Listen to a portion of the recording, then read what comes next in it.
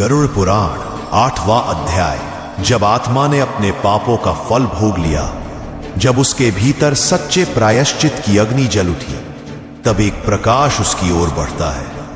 यह कोई साधारण प्रकाश नहीं होता, बल्कि वह दिव्य तेज होता है जो आत्मा को मोक्ष की ओर आमंत्रित करता है। गरुड़ पुराण कहता है, जिस आत्मा ने मृत्यु के बाद नरक का अंधकार देखा, वही प्रकाश की कीमत समझ पाती है। इस अध्याय में आत्मा की सबसे पवित्र यात्रा शुरू होती है, मोक्ष की ओर। उसे अब उन मार्गों से गुजरना है जो न किसी साधारण आंखों से देखे जा सकते हैं, न किसी शब्द से पूरी तरह समझाए जा सकते हैं। यह वो क्षेत्र है जहां समय का कोई अस्तित्व नहीं, जहां केवल सत्य है और वही ईश्वर की उपस्थिति का अनुभव होता है। लेकिन मोक्ष पाना इतना सरल नहीं होता। अंतिम परीक्षा अभी भी बाकी होती है। आत्मा से पूछा जाता है, क्या तू अपने हर कर्म की जिम्मेदारी लेने को तैयार है? क्या तू हर उस व्यक्ति को क्षमा कर पाई है जिसने तुझे दुख दिया?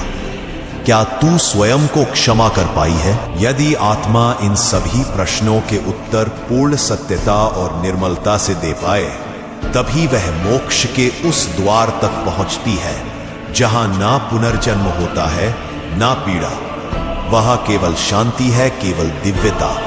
गरुड़ पुराण चेतावनी देता है, जो जीवन में सच्चाई से मुंह मोड़ता है, जो केवल शरीर के सुखों में डूबा रहता है, वह मोक्ष का अधिकारी नहीं बन सकता। इस अध्याय का उद्देश्य है हमें भय नहीं, चेतावनी देना है। एक चेतावनी की जीवन कोई खेल नहीं। हर कर्म, हर विचार एक बीज है और मृत्यु के बाद वही बीज फल बनकर लौटते हैं। इसलिए आज अभी इस क्षण से चेत जाओ, अपने जीवन को उस दिशा में मोड़ो जहां आत्मा मुक्त हो, जहां अंतःकरण शुद्ध हो। क्योंकि मृत्यु जब दरवाजे पर आएगी, तब पछताने का समय नहीं मिलेगा।